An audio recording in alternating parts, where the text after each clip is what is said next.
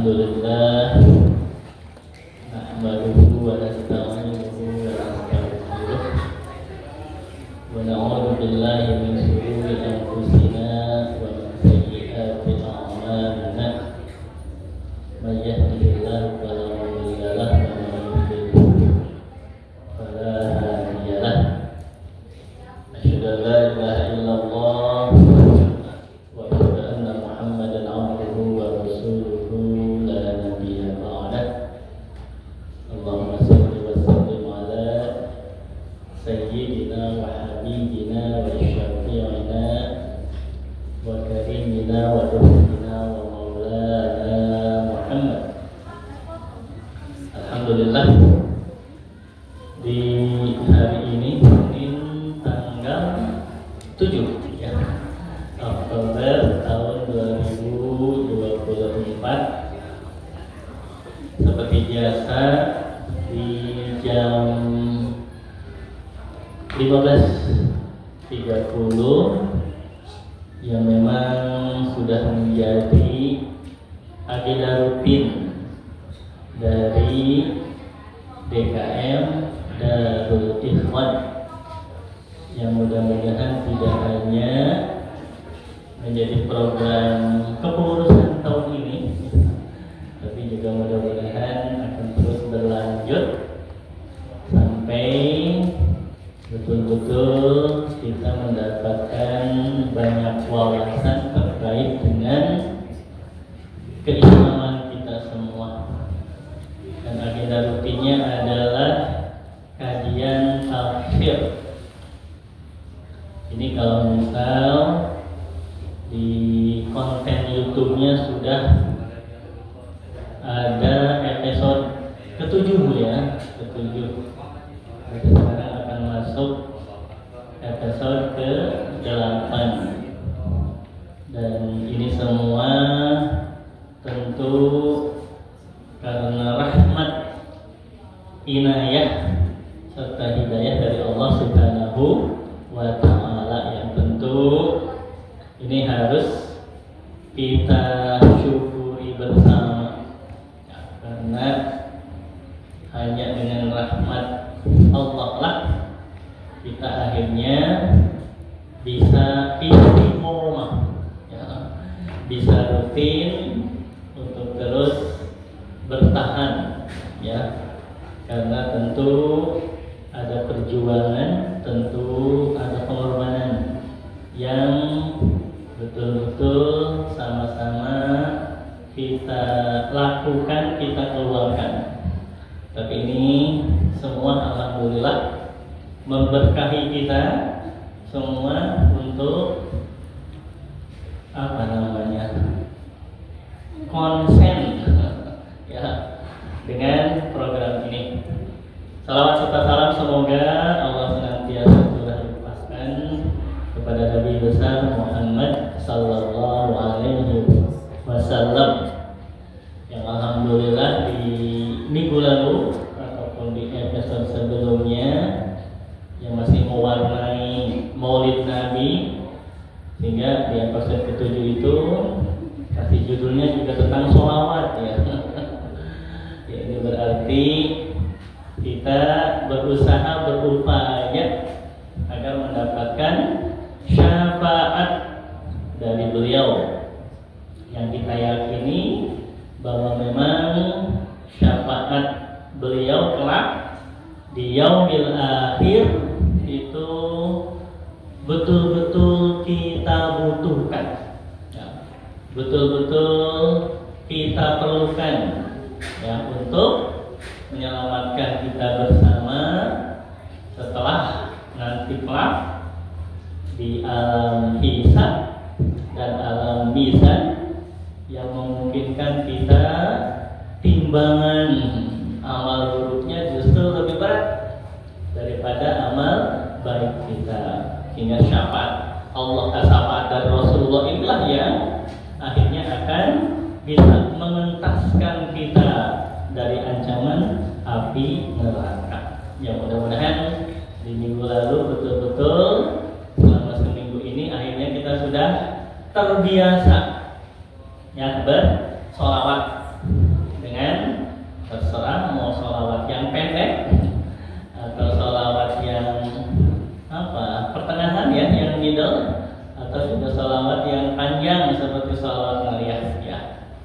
Oke, dan kemarin bahwa ada penjelasan khairun nas man ta'allama al-Qur'an wa 'allamahu.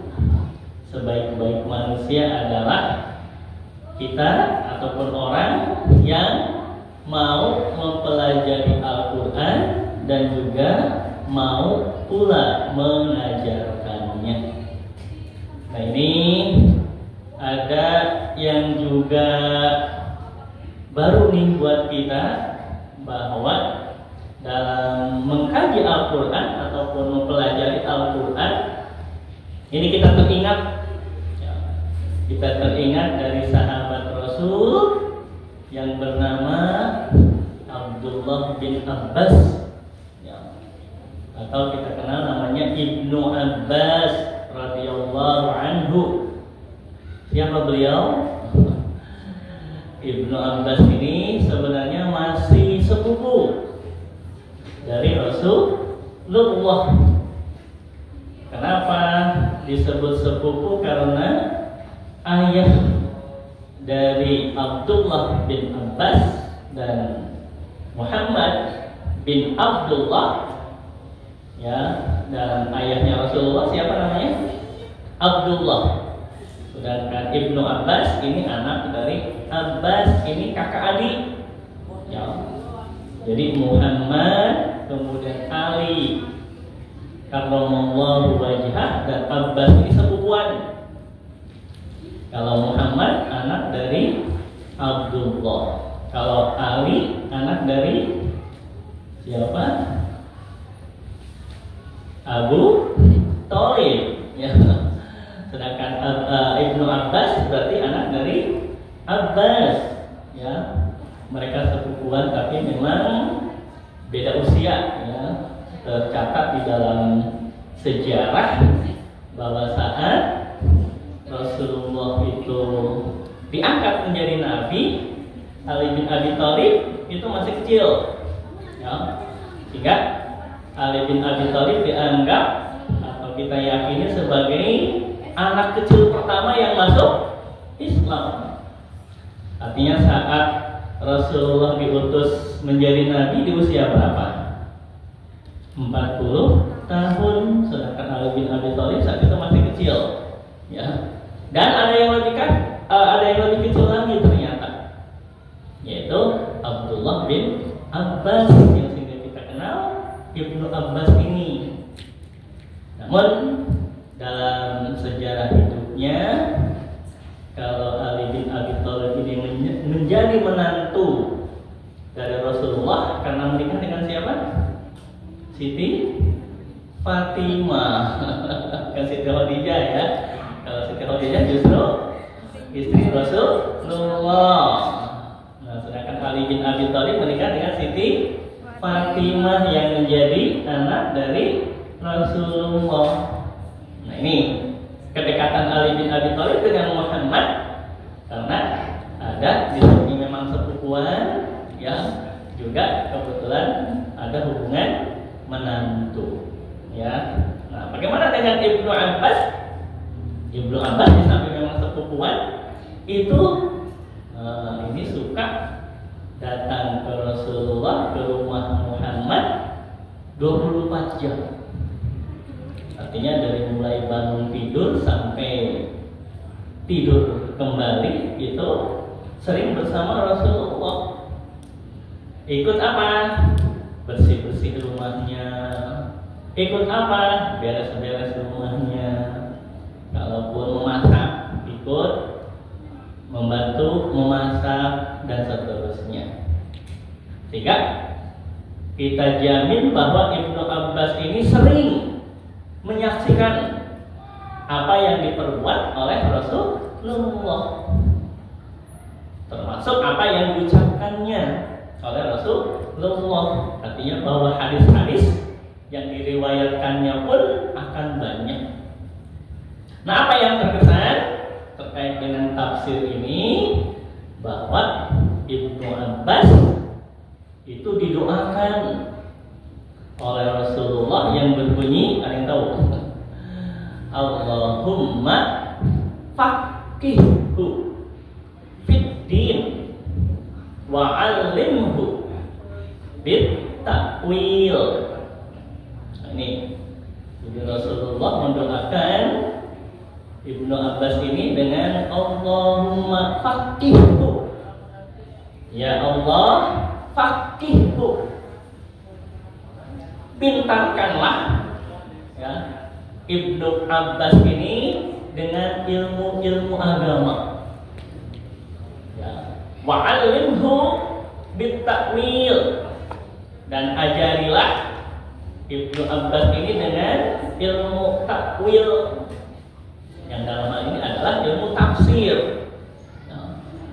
Nah ini boleh juga akhirnya kalaupun misal ya kita ingin betul-betul bisa mengerti, bisa memahami ayat-ayat Al-Quran, maka boleh kita juga sering berdoa dengan doa itu. Hanya diganti dengan domirnya. Apa itu isim domir?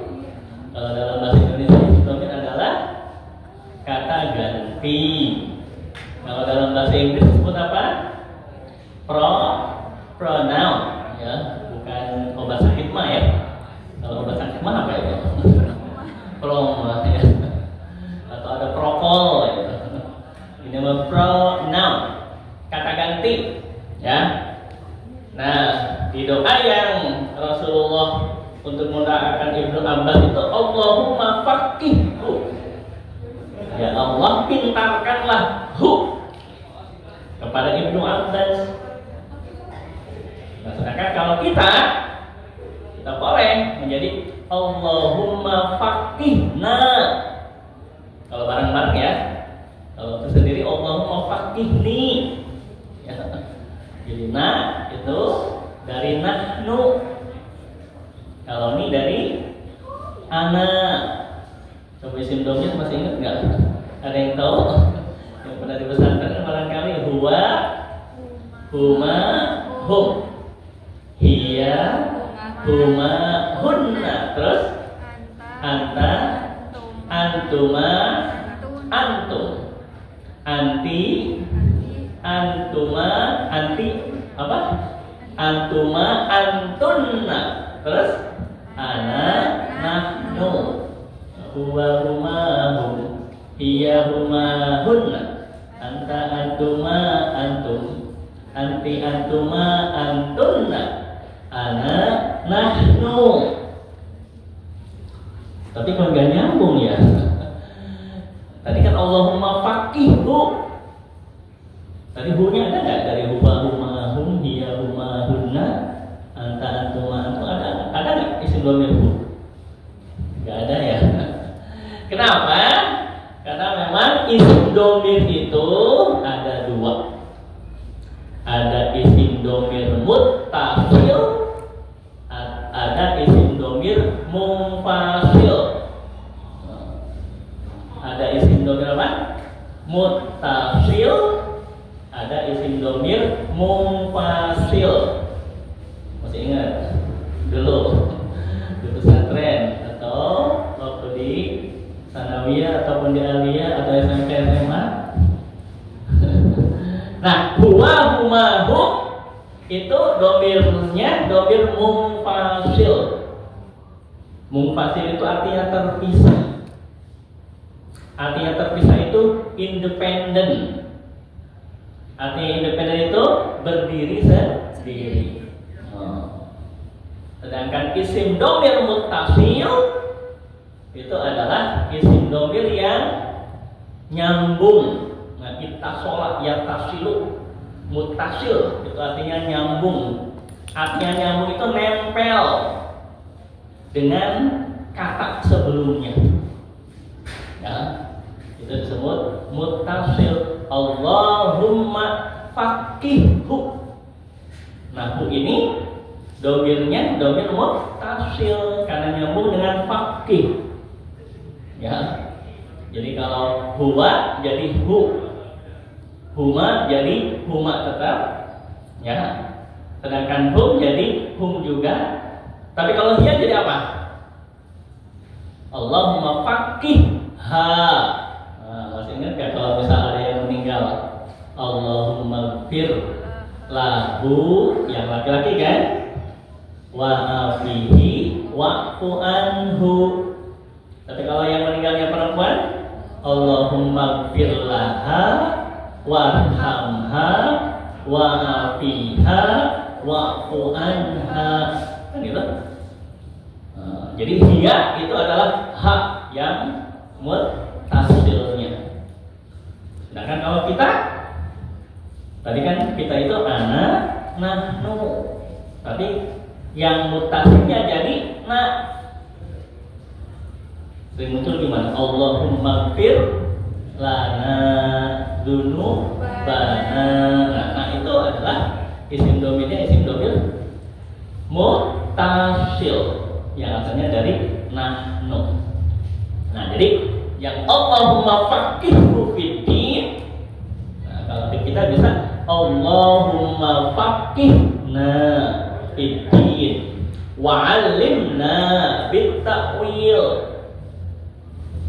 Boleh tuh ya, punya anak nanti ke depan harus gimana dulu kalau punya anak, harus menikah dulu. Nah, boleh anak-anaknya nanti didoakan oleh orang tuanya. Kalau anak ke orang tua, mendoanya gimana? Rabbighfirli wali walidayya warhamhuma kama rabbayani shaghira. Itu doa anak kepada orang tua. Nah, doa orang tua kepada anak, di samping memang sering Rabbi habli minas sholihin, Rabbana hablana min azwajina wa dzurriyyatina qurrata a'yun waj'alna lil muttaqina imama. Boleh saat memang punya keinginan nih anaknya untuk menjadi ahli Al-Quran, ingin menjadi ahli tafsir. Yang laki-laki boleh didoakan Allahumma faqihhu. Ke anak laki-lakinya ya, fiddin wa 'allimhu bit-ta'wil. Dan kalaupun misalkan anak perempuannya, boleh gimana jadi Allahumma faqihha, kan gitu. Fiddin wa 'allimha bit-ta'wil. Nah, gitu. Ini istimewanya Ibnu Abbas secara khusus didoakan oleh Rasulullah untuk betul-betul pintar dalam tafsir Al-Quran, sampai akhirnya di kemudian hari Ibnu Abbas ini mengarang tafsir, namanya tafsir Ibnu Abbas, bukan Ibnu Katsir ya, meskipun memang ada tafsir Ibnu Katsir. Nah, cukup banyak sebenarnya tafsir-tafsir yang kita garap. Ini tafsir Jalalain, ada tafsir Ibnu Abbas, ada tafsir Al-Marawi, ya, ada tafsir yang di Indonesia sendiri yang dikarang oleh Profesor Quraish Shihab. Tafsir apa namanya? Al-Misbah, Al-Misbah ya, atau mungkin yang dikarang oleh Sayyid Qutb ya, ada tafsir fi Zilalil Quran. Ada lagi tafsir Al-Kasyaf ya, ini karangan dari Az-Zamakhsyari ya. Nah, ini Al-Kasyaf itu bisa dikatakan merupakan makna dari tafsir sendiri. Jadi para mufassirin ini atau orang-orang ahli tafsir, apa sih tafsir? Tafsir itu adalah al-kashfu wal idhar. Al-kashfu wal idhar. Al-kashfu itu artinya menyingkap, membuka, wal idhar dan memunculkan atau menjelaskan. Ya. Jadi Al-Kasyaf karangan tafsir kalangan Az-Zamakhsyari ini mengambil kata dari al-kashfu, ya. Kasyaf, kashfu artinya ingin menyingkap, ingin membuka kandungan-kandungan ayat-ayat Al-Quran, ya. Jadi secara umum bahwa saat tadi doanya wa'alimhu bit ta'wil, kata takwil ini sama dengan bit tafsir, ya, karena memang antara makna tafsir dengan takwil ini hampir sama. Meskipun ada kalangan mufassir membedakan apa bedanya tafsir, apa bedanya takwil. Tafsir itu lebih komprehensif, lebih global, ya. Sedangkan takwil itu lebih spesifik biasanya. Artinya juga alat bantunya, ya, ilmu-ilmu yang memang harus dikuasai dalam ilmu tafsir itu harus banyak terkait. Butuh ilmu nahwu, butuh ilmu sharaf, ya, butuh ilmu balaghah, butuh ilmu ma'ani. Banyak pernah dengar nggak ilmu-ilmu itu, ya. Nah, sedangkan ilmu-ilmu yang lain juga dibutuhkan dalam tafsir, meskipun ilmu tentang sejarah. Yang sejarah ini nanti terkait dengan asbabun nuzul, ya. Nah, itu tafsir yang lengkap sampai asbabun nuzulnya biasanya ada tafsir Al-Marabi dan tafsir Ibnu Katsir. Nah, sedangkan ini tafsir Jalalain sebenarnya tidak sampai dikaitkan kepada asbabun nuzulnya. Bahkan di tafsir yang lain ada juga tentang nasakh mansyur. Pernah nggak dengar nasakh mansyur? Jadi nasakh mansyur itu artinya ilmu yang memang untuk mengetahui mana ayat-ayat yang digugurkan, ya. Jadi nasakh mansyur. Kalau lah nanti sambil ke depan ya, mudah-mudahan sekaligus juga mengungkap. Oke, kita langsung ngaguar lagi. Apa kemarin bahasa Sundanya? Ngahancang lagi. Tafsir Jalalain ini, ya. Mudah-mudahan menambah pemahaman tentang ayat-ayat di dalam Al-Quran. Ternyata meskipun kemarin sudah sampai episode 6, ya, sebelum libur. Nah, di episode 6 saya tadi membuka kembali, ya, untuk mengetahui kira-kira sudah sampai mana sih ayat yang sudah tersampaikan ataupun yang sudah dibahas, ya. Ternyata sebelum libur baru 1 ayat ternyata, ya. Terlihat di konten YouTube-nya di episode 6 itu ternyata baru sampai hudal lil muttaqin. Artinya baru alif lam mim dzalikal kitabu la raiba fi hudal lil muttaqin. Baru 1 ayat ternyata. Gak apa-apa, ya.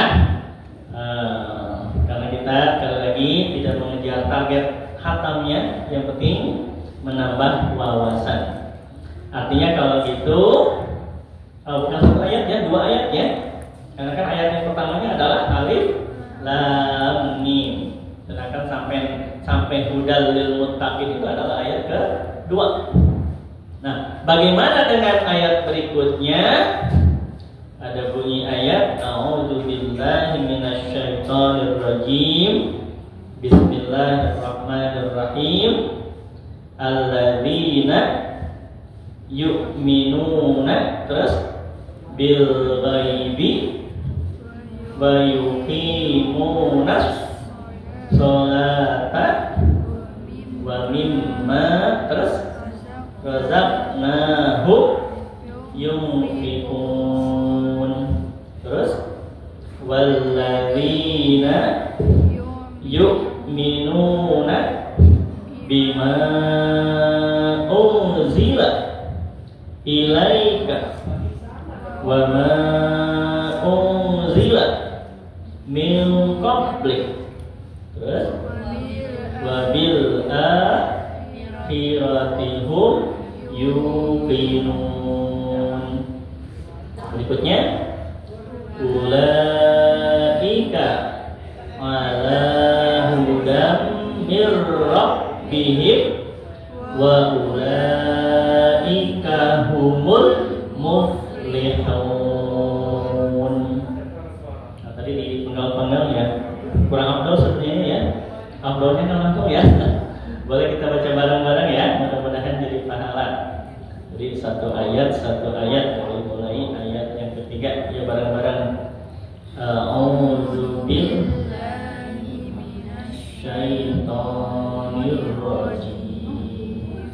Bismillahirrahmanirrahim.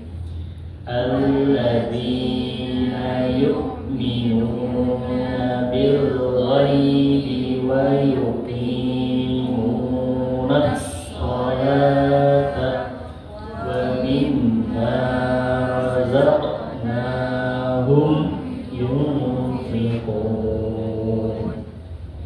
Walladzina yu'minuna bima unzila ilaika wa ma unzila min qablik wa bil akhirati hum yuqinun. Ulaika ala hudan mir rabbihim wa ulaika humul muflihun. Oke, coba segitu dulu ya. Kita coba lihat alladzina yu'minuna. Kalau secara arti terjemahan, alladzina adalah orang-orang, yu'minuna yang beriman. Ya. Ini bisa dikatakan merupakan penjelasan dari ayat sebelumnya. Ada akhir lil muttaqin, orang-orang yang bertakwa. Nah, siapakah orang-orang yang bertakwa?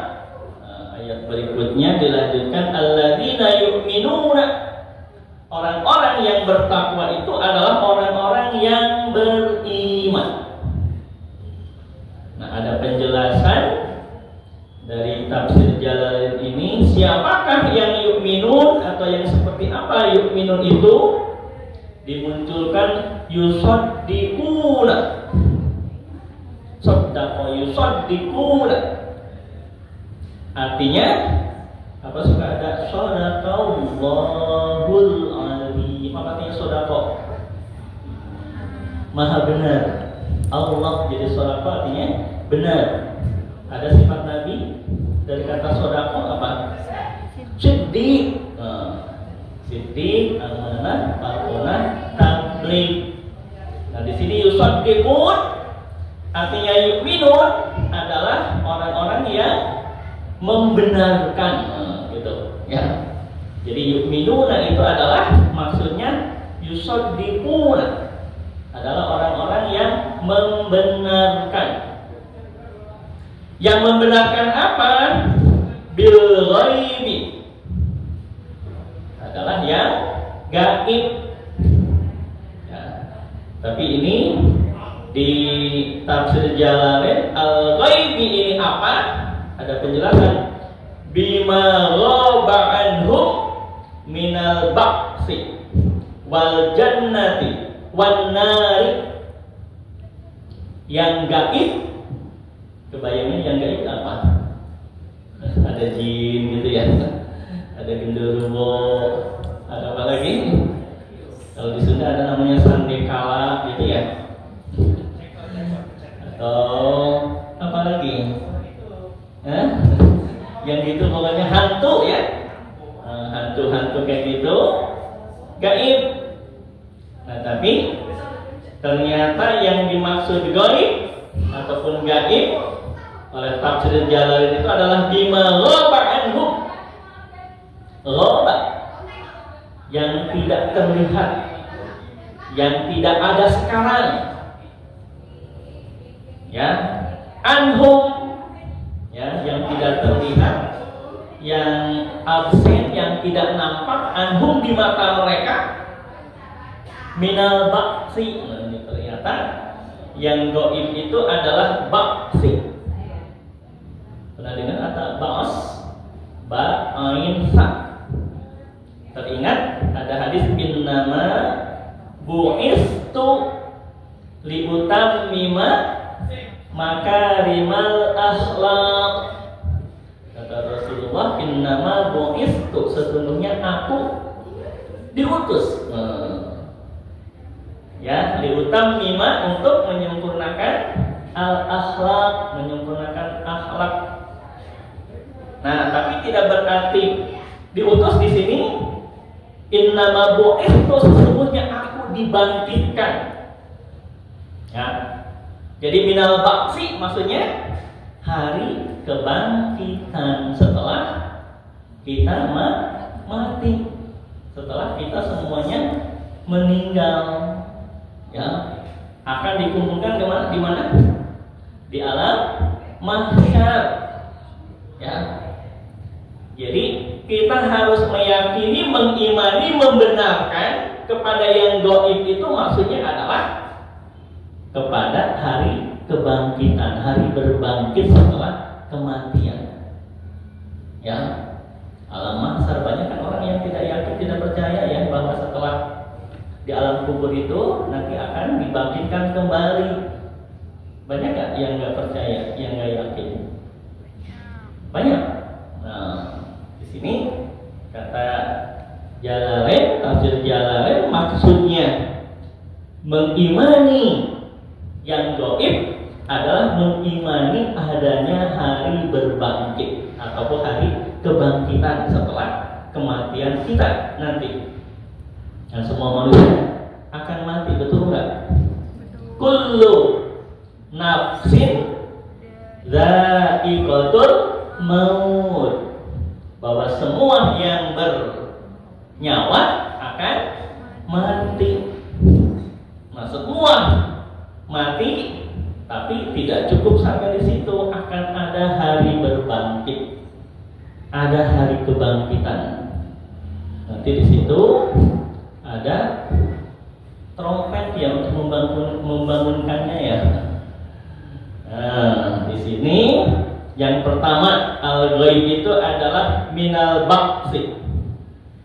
Yang kedua bima ghaba anhum, yang tidak terlihat itu apa? Yang gaib itu apa? Wal jannati, dan surga. Bahwa kelak ini akan ada surga, tapi kapan kita meyakininya? Sekarang. Kita harus sudah yakin, kita harus sudah percaya, kita harus sudah beriman bahwa ada surga. Ya. Dan juga wanar, dan juga neraka. Berarti ada surga, ada neraka. Surga bagi orang-orang yang beramal benar, beramal baik, ya, yang banyak apa? Pahalanya. Sedangkan neraka bagi orang-orang yang melakukan banyak maksiat, melakukan kejahatan, itu akan ada di neraka. Artinya apa? Bahwa akan ada balasan. Ada apa? Akan ada balasan. Kehidupan kita sekarang di dunia, apa yang kita lakukan, apa yang kita kerjakan, itu balasannya ada surga, ada neraka. Dan itu harus kita imani. Yusaddiquna, dan harus kita benarkan, yakin bahwa surga itu ada, neraka itu ada. Yang artinya gimana? Ini akan menjadi rem saat kita mau berbuat maksiat. Remnya apa? Oh, nanti akan ada masuk neraka loh kalau terus Siap. Dan kenapa kita harus semangat ibadah? Karena ada pahala surga. Nah, ini ya. Jadi alladzina yu'minuna bil ghaib itu sama dengan yusaddiquna bima ghaba anhum minal ba'thi wal jannati wan nar. Nah, ini disampaikan oleh tafsir Jalalain. Wa yuqimuna shalah, terjemahannya apa? Orang-orang yang mendirikan sholat. Kenapa mendirikan? Karena diambil dari kata koma.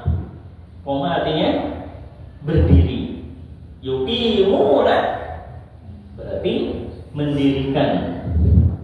Koma yaqumu qiyaman. Masih ingat ya dulu waktu apa? PPA atau TK? Isti'dadan. Dulu apa tuh? Siap-siap, isti'dadan, terus qiyaman. Suruh apa qiyaman itu?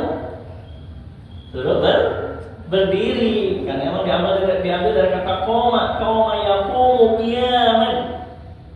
Habis qiyaman apa? Doaan. Jadi doa bareng-bareng ya.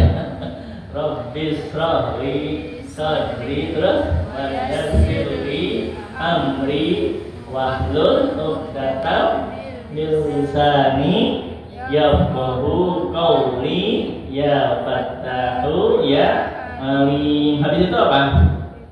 Apa berdiri terus? Apa perintah duduknya?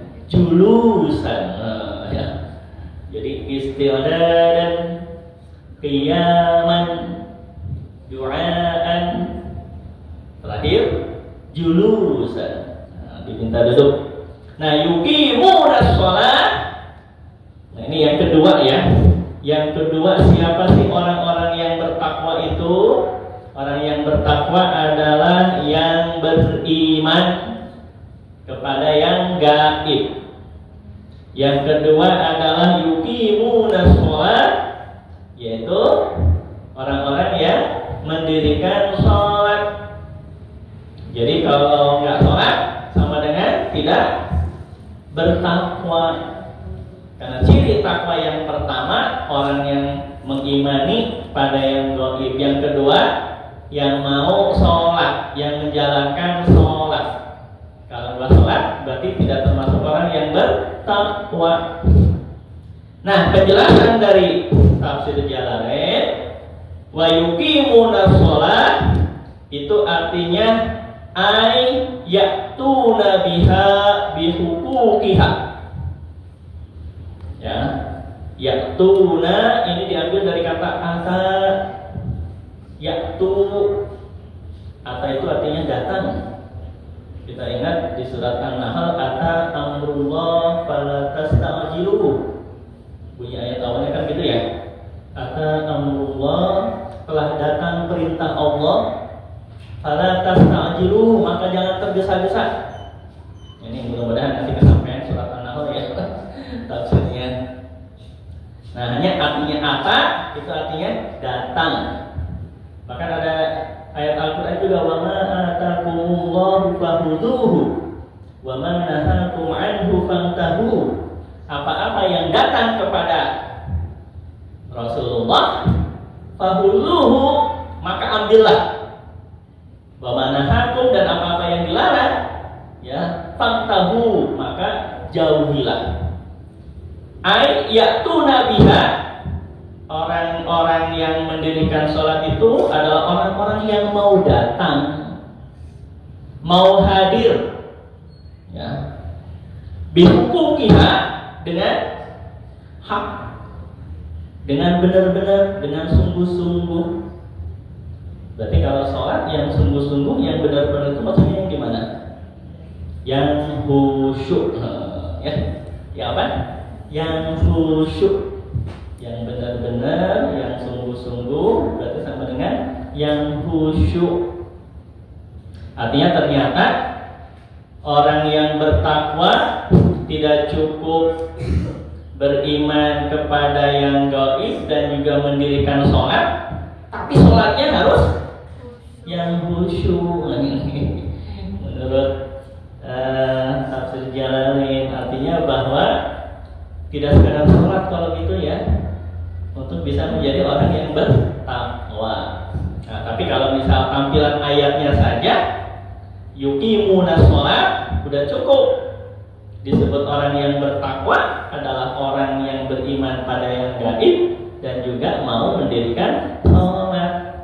Nah, meskipun ada penjelasan dari tafsir Jalalain ayatuna biha bihuquqiha, yang sholatnya dihadirkan, didatangkan dengan bihuquqiha, dengan benar-benar, dengan sungguh-sungguh. Maknanya adalah yang khusyuk, yang istiqomah. Nah, oke, wa mimma razaqnahum yunfiqun. Kalau terjemahannya wa mimma, dan dari apa-apa. Jadi ini mimma itu sebenarnya diambil dari kata min dan ma. Min artinya apa?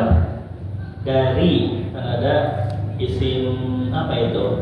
Harfu jarid ya. Huruf jar.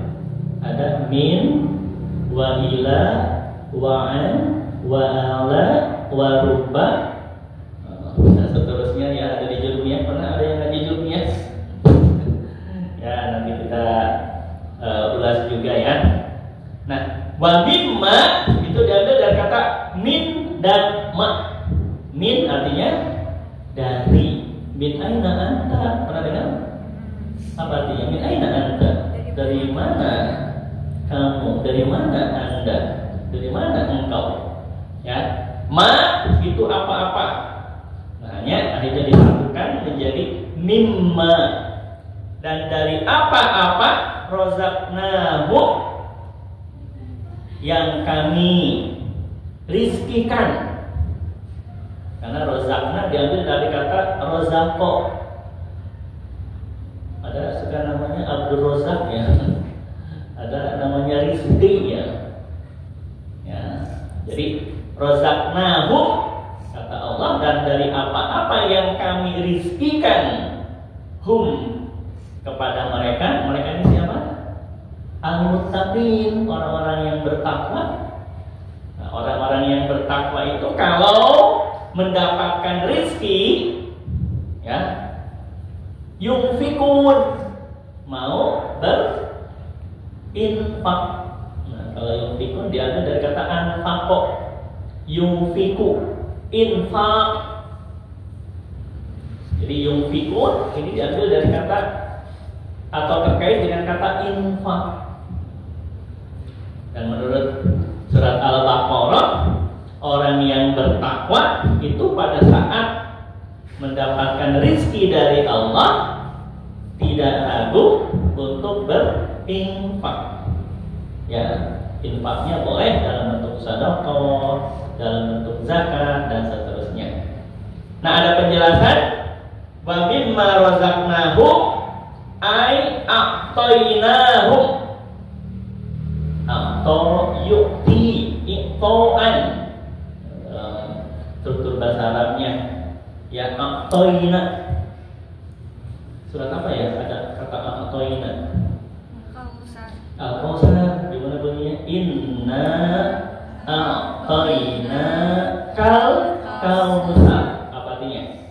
Inna, sesungguhnya kami, a'taina, kami berikan kepada engkau al-kausar, nikmat yang banyak, rezeki yang banyak. Nah, makanya rozaqnahu ditafsirkan oleh tafsir Jalalain artinya a'tainahum, yaitu apa-apa yang telah kami berikan. Khawatir kalaupun misal rozaqnahum kebayangnya hanya rezeki ya. Tapi kalau a'tainahu, kata a'ta, Allah berikan. Allah memberikan apa kepada kita? Banyak. Rambut dikasih oleh Allah, diberi. Mata diberi oleh Allah, hidung diberi oleh Allah, telinga diberi oleh Allah, Tangan diberi oleh Allah, diberi ya. Kaki diberi oleh Allah.